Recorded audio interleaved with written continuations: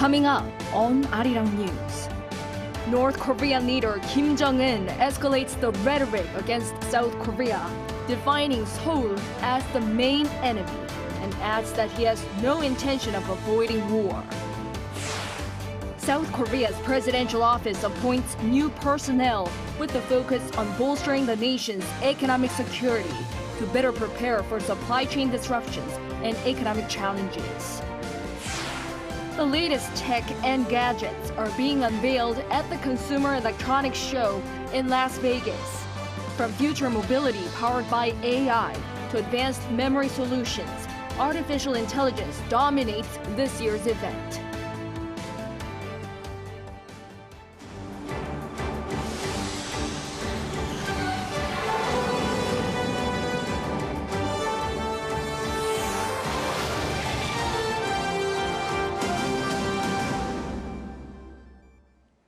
Good evening. It's 9 p.m. here in Seoul.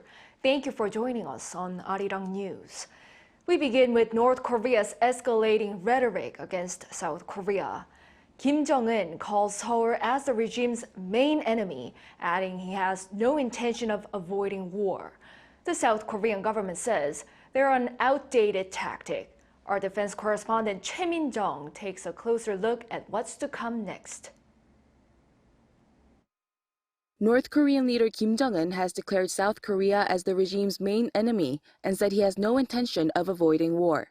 This was said during his visit to munitions factories earlier this week, where he inspected what appeared to be missile vehicles for short-range ballistic missiles.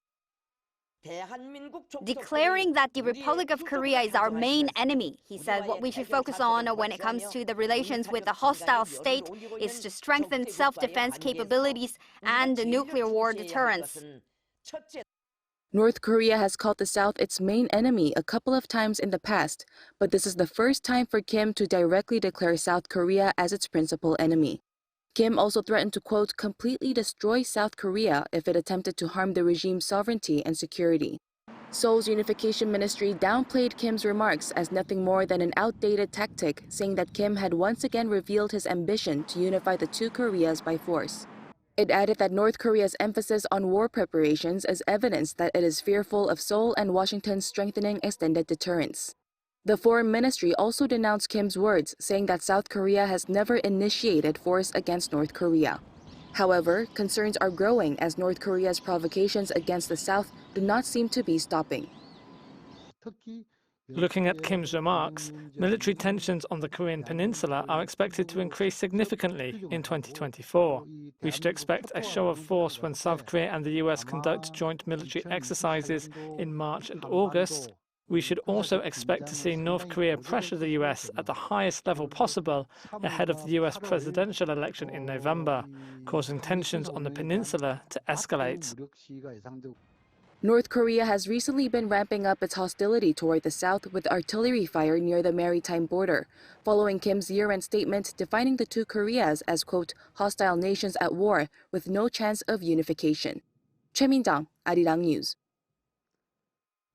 The top security chiefs of Seoul and Washington have reaffirmed their commitment to bolstering the bilateral alliance following North Korea's recent provocations and its military cooperation with Russia. According to South Korea's presidential office, the newly appointed National Security Advisor Jang Ho-jin held his first phone call with his U.S. counterpart Jake Sullivan on Wednesday. Jang expressed his willingness to further develop their global comprehensive strategic alliance in various fields, while Sullivan reportedly said he would like to further strengthen the strong ROK-US alliance this year. The two officials discussed North Korea's recent artillery firing into the West Sea and agreed that the regime's military collaboration with Moscow is a clear violation of Security Council resolutions. New personnel were appointed today to bolster the Yoon administration's economic security policies as the country looks to expand trade and diplomatic connections. Our Oh Soo-young has more on the reshuffle. South Korea's top office named a new official in charge of economic security and a new trade minister as Seoul this year aims to ramp up its economic diplomacy. The presidential office on Wednesday announced the Yoon administration's latest reshuffle of key government positions, beginning with the National Security Council.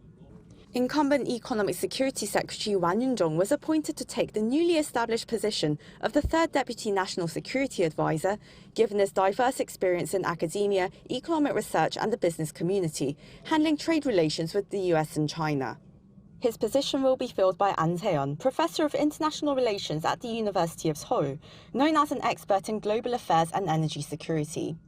This comes after a series of new appointments made across the foreign affairs and trade ministries as key figures in the administration gear up to run for the April parliamentary elections. With a stronger focus on economic security, the administration has realigned its personnel to address new emerging challenges that affect the export-dependent country. It has cited supply chain disruptions and fierce global competition to master core technologies that ultimately determine both economic and military prowess.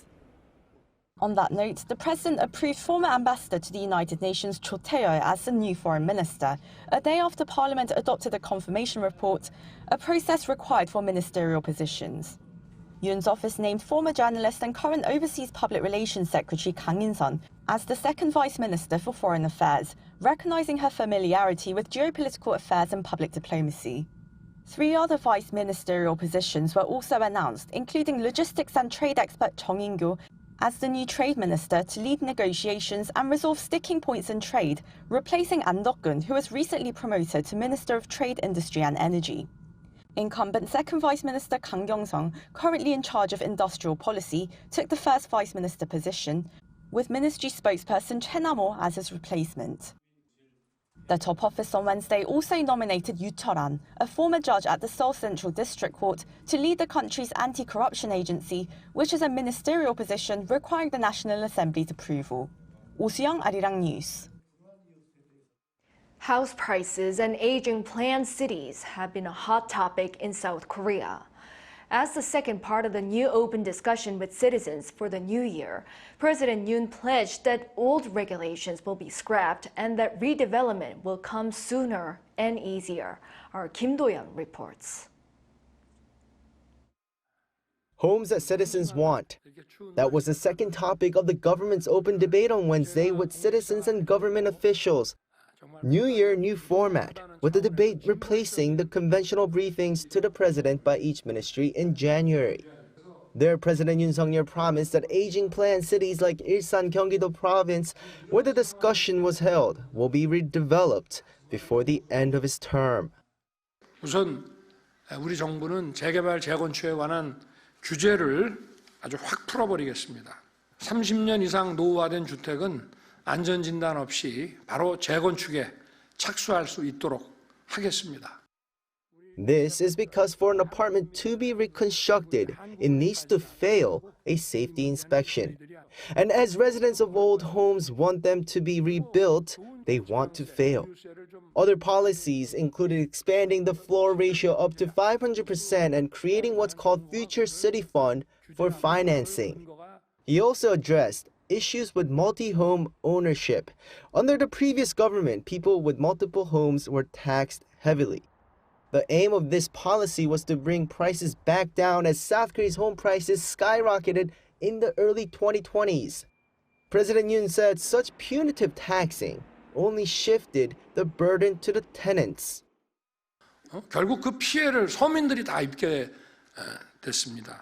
저희들은 이런 중과세를 철폐해서 서민들이 또 임차인들이 혜택을 입을 수 있도록 만들겠습니다. He also underscored the importance of leaving politics and ideology out of the market. And when something is needed by the government, such as financing and relocation plans, that's when it acts. At the discussion were around 50 ordinary citizens, such as residents of homes that are in need of reconstruction, newlyweds, and young people looking to buy their first home, to share their views on housing. In the meantime, he also took time to visit a 33-year-old apartment block in Ilsan. According to the top office, the apartment complex wasn't able to be rebuilt despite its nearly crumbling state due to current regulations. While looking around to check for what's needed when the redevelopment kicks off, President Yoon promised the residents there that a speedy process is on its way. Kim Do-yeon, Arirang News. On the job front, the country recorded the highest employment rate last year, but the rebound was driven mostly by those aged 60 and above. Our Park Gun-woo has more. South Korea's latest employment figures have been published and are showing positive signs. According to Statistics Korea on Wednesday, a total of 327,000 jobs were added on year in 2023, which was actually a drop from the year before. But that was mainly due to the base effect, as the jobs market recovered in 2022 following the easing of COVID-19 restrictions. 816,000 jobs were added that year. The employment rate for those aged 15 and above in 2023 rose 0.5 percentage points compared to the year before, to 62.6%, a record high since data was first compiled in 1963. An official from Statistics Korea said reduced COVID-19 restrictions increased demand, including at cafes and restaurants, while the need for caregivers, especially for seniors after the pandemic, helped to boost employment figures. By industry, sectors including the accommodation and food service sectors saw jumps in employment of around 11,000 after COVID-19 measures were eased last year. But the manufacturing and wholesale and retail fields saw employment figures drop due to shrinking exports and more online transactions, respectively. Those aged 60 and above saw the biggest increase in job additions, with 366,000 added, while the number of people in that age group working passed 6 million for the first time last year. More people aged 60 and above and higher demand for employees in that age group in the health and welfare industry are factors behind job additions in the age group. She added that despite fewer additions for people in their 20s, the employment rate for young adults was quite high, considering population decline in that age group. Meanwhile, 285,000 jobs were added in December 2023 alone, a rebound from November when the on-month numbers fell. Park Gun-woo, Arirang News.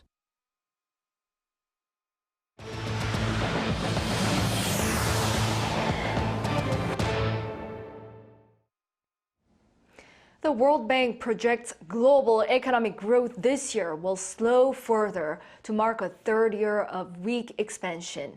Lee Seung-jae explains. In its latest global economic prospects report released on Tuesday, the World Bank says global GDP is likely to grow 2.4% in 2024, slowing for a third year in a row. The latest forecast follows 6.2% growth in 2021, 3% in 2022, and 2.6% in 2023. The World Bank cited poverty and debilitating debt levels in many developing countries for the latest forecast. It also said that excluding the pandemic contraction in 2020, growth this year is set to be the weakest since the global financial crisis of 2009. It also added that due to the aftermath of the COVID-19 pandemic, the war in Ukraine, and ensuing spikes in inflation and interest rates around the world, the first half of the 2020s is expected to be the worst half-decade performance in 30 years. Speaking to reporters, World Bank Deputy Chief Economist Ian Coase said global growth for 2020 to 2024 period would be weaker than the 2008-2009 global financial crisis, the Asian financial crisis of the late 1990s, and downturns in the early 2000s. Moving forward, the World Bank expects global growth in 2025 to rise to 2.7%, marked down from a June forecast of 3% due to anticipated slowdowns among advanced economies. Major economies around the world are also expected to see their growth slow, with the U.S. forecast to grow 1.6%, down from 2.5% last year, while China is also expected to see growth slow 4.5%, down from 5.2% last year. Lee Seung-jae, Arirang News. Now in Las Vegas, the latest tech and gadgets are being unveiled at the Consumer Electronics Show. From future mobility powered by AI to advanced memory solutions, artificial intelligence dominates this year's event. Our business correspondent Shin Ha-young has more. The world's largest annual tech show is back again. The 2024 edition of the Consumer Electronics Show, organized by the Consumer Technology Association in Las Vegas, commenced on Tuesday. As widely acknowledged, the key word of this year's CES is artificial intelligence integrated across a variety of industries. With generative AI, in the last year since it's come about, there's a lot of very rapid developments, companies going into new areas. It's like the internet itself. It's not just a technology, it's a fundamentally game-setting changing technology. LG Electronics believes AI should bring better customer experience that is more caring. We all know AI stands for artificial intelligence, but at LG, we would like to redefine it as affectionate intelligence. With over 400 exhibitors showcasing their latest breakthroughs in vehicle technology, the spotlight at the trade show is on future mobility powered by AI. South Korea's Hyundai Motor Group is participating on its largest scale ever, with both Hyundai Motor and Kia Motors making a noteworthy return after being absent the previous year. Hyundai Motor highlighted its commitment to leading human-centric life innovations. To do so, the company introduced its hydrogen value chain solution covering production, storage, transportation, and utilization. It has also announced its software-defined everything strategy, aiming to establish a mobility ecosystem that caters to users' needs anytime and anywhere through advanced software and AI. With an aim to go beyond the traditional concept of automobiles, Kia Motors unveiled its Platform Beyond Vehicle, or PBV for short, which can be turned into a delivery vehicle or a private office based on users' needs. Meanwhile, South Korea's second-largest conglomerate SK Group built a theme park at CES to highlight how technology can be applied to improve the world and address global challenges such as achieving net zero. One of its affiliates, SK Hynix, showcased advanced memory solutions that support generative AI applications. The 4-day event will run until Friday local time, bringing a diverse array of changes driven by AI to be used in daily life. 신하영, Arirang News. The U.S. company that hoped to mark America's first private-led moon mission now says its lunar lander is unlikely to carry out its landing mission because of fuel leak. Yoon tells us more. U.S. robotics firm Astrobotic has announced that its Peregrine lunar lander has no chance of a soft landing after a serious fuel leak about 7 hours after its launch. The moon mission was the first of its kind for a private U.S. company. But following its successful launch on Monday from Cape Canaveral, Florida, where the lunar lander successfully separated from the rocket, Astrobotic soon reported a propulsion system malfunction on the lander, which now has no hope left for success. Peregrine was attempting to become the first U.S. spacecraft to land on the moon since Apollo 17 in 1972. Meanwhile, NASA announced during a news conference on Tuesday that its Artemis program, which aims to return astronauts to the moon this decade, is facing some lengthy delays. The Artemis 3 mission to land humans on the moon for the first time since the Apollo program was previously set to complete this milestone by 2025. But it is now expected to not happen until at least September 2026. The space agency said that the primary reason for the delay includes 2 failed test flights in 2023. The tests in 2023 of Starship, which is the spacecraft that is expected to take astronauts from lunar orbits to the moon's south pole, both ended in explosions. Yoon, Arirang News. Shifting gears, the American and British navies have repelled the largest attack ever by Yemen's Houthi rebels targeting commercial shipping lanes in the Red Sea. According to the U.S. Central Command on Tuesday, no injuries or damage were reported. The Associated Press reported that the attacks by Iran-backed Houthis came before a planned UN Security Council vote later on Wednesday to possibly condemn and demand an immediate halt to the attacks by the rebels. The Houthis have been saying that their attacks are aimed at stopping Israel's war on Hamas in the Gaza Strip. Israel's counteroffensive against the Lebanese militant group Hezbollah has led to the death of the group's drone unit commander. Choi Soo-hyung has the latest. The Israel Defense Forces said on Tuesday that they killed a commander of the militant group Hezbollah's drone unit. IDF spokesperson Daniel Hagari said they killed Ali Hussein Bouzi, who had led drone attacks on northern Israel. Hagari mentioned that the attack was a targeted drone strike on a vehicle by Israeli air forces. On Monday, a senior commander of Hezbollah's secretive Radwan force, Wazim al-Tawil, was killed in an Israeli airstrike. Meanwhile, International Organization for Migration reported on Tuesday that more than 76,000 residents in southern Lebanon have fled the area as the tensions are increasing between Hezbollah and Israel. UK newspaper The Guardian has reported that hundreds of refugees are arriving every day in Lebanon's southern coastal city of Tyre, with fears of a possible recurrence of the conflict between Israel and Lebanon in 2006. Amid the growing conflicts, United States Secretary of State Antony Blinken is visiting the Middle East. In a meeting with Israeli Prime Minister Benjamin Netanyahu, Blinken emphasized avoiding further civilian harm in Gaza. He also stated that the U.S. will stand with Israel but called for aid to Gaza and fewer civilian losses. This immense human toll is one of the many reasons that we continue to stand with Israel in ensuring that October 7th can never happen again. It's also why we're intensely focused on bringing the remaining hostages home, addressing the humanitarian crisis, and strengthening protection for civilians in Gaza, and preventing the conflict from spreading. Blinken's visit to the Middle East is his fourth since the current conflict between Israel and Hamas militant group broke out in October. Choi Soo-hyung, Arirang News. To K-pop news now. The album Golden by BTS member Jong-un has stayed in the US Billboard 200 chart for longer than any other K-pop solo album. In the chart's latest update on Tuesday local time, Golden ranked 28th, now spending its 9th consecutive week on Billboard's main albums chart. His bandmate V set the previous record of 8 weeks last year with his album Layover.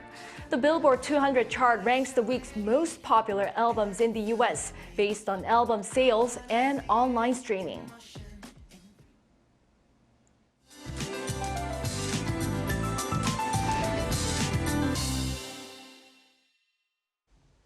Snow and rain have stopped in most places. However, uninvited smoke from overseas has flowed in behind the snow clouds. Tomorrow, the Seoul metropolitan area, as well as the Chungcheongdo and Jeollado provinces, are expected to have bad level of ultrafine dust. Other areas are expected to have normal levels. However, Daegu and Gyeongsangbuk-do province will temporarily see bad levels of ultrafine dust in the morning. Wearing an ultrafine dust mask is very important. Tomorrow night, snow or rain will make a return in Gangwon-do province. For the time being, there will be no severe cold beyond the usual temperatures. However, roads will be slippery due to the frozen snow and rain. Please continue to be careful out on the roads. Morning temperatures will hover around the seasonal average. Seoul will start off at -4, along with Daejeon and Gyeongju. Highs in Seoul will get up to 5 degrees, Gyeongju and Busan 10 degrees Celsius. On Sunday, rain or snow will appear in the center part of the country. That's all for Korea. Here are the weather conditions around the world.